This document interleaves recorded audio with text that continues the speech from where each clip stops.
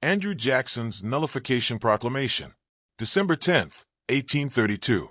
Whereas a convention assembled in the state of South Carolina have passed an ordinance by which they declare that the several acts and parts of acts of the Congress of the United States, purporting to be laws for the imposing of duties and imposts on the importation of foreign commodities, and now having actual operation and effect within the United States, and more especially two acts for the same purposes passed on the 29th of May, 1828, and on the 14th of July, 1832, are unauthorized by the Constitution of the United States, and violate the true meaning and intent thereof, and are null and void, and no law, nor binding upon the state of South Carolina, its officers or citizens.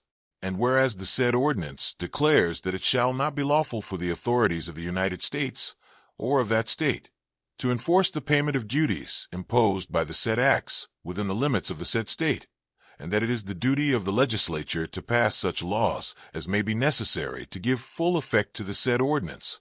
And whereas the said ordinance further declares that in case Congress shall attempt to enforce the said acts by any means whatsoever, the people of South Carolina will thenceforth hold themselves absolved from all further obligation to maintain or preserve their political connection with the people of the other states, and will forthwith proceed to organize a separate government, and do all other acts and things which sovereign and independent states may of right do.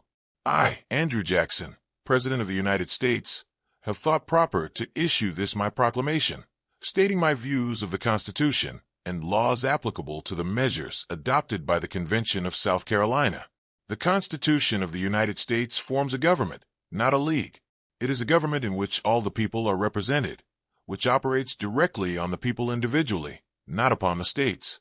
To say that any state may at pleasure secede from the Union is to say that the United States are not a nation, because it would destroy the unity of a nation. Because the Union was formed by compact, it is said the parties to that compact may, when they feel themselves aggrieved, depart from it. But it is precisely because it is a compact that no one party can depart from it without the consent of the others. Secession, like any other revolutionary act, may be morally justified by the extremity of oppression, but to call it a constitutional right is confounding the meaning of terms. Disunion by armed force is treason. Are you really ready to incur its guilt? If you are, on the heads of the instigators of the act be the dreadful consequences. Fellow citizens of my native state, let me not only admonish you, as the first magistrate of our common country, not to incur the penalty of its laws, but use the influence that a father would over his children, whom he saw rushing to certain ruin. Look back to the arts which brought you to this state. Look forward to the consequences to which it must inevitably lead.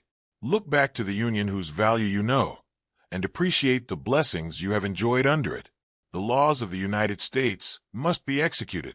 I have no discretionary power on the subject. My duty is emphatically pronounced in the Constitution. Those who told you that you might peaceably prevent their execution deceived you. Their object is disunion. The Constitution has given to Congress the power to lay and collect taxes, duties, imposts, and excises. This power is plenary and without limitation, except such as are found in the Constitution itself. The wisdom of this power has been demonstrated by the history of the United States, and without it the Union could not have been formed. I consider the power to annul a law of the United States, assumed by one state, incompatible with the existence of the Union, contradicted expressly by the letter of the Constitution, unauthorized by its spirit, inconsistent with every principle on which it was founded, and destructive of the great object for which it was formed.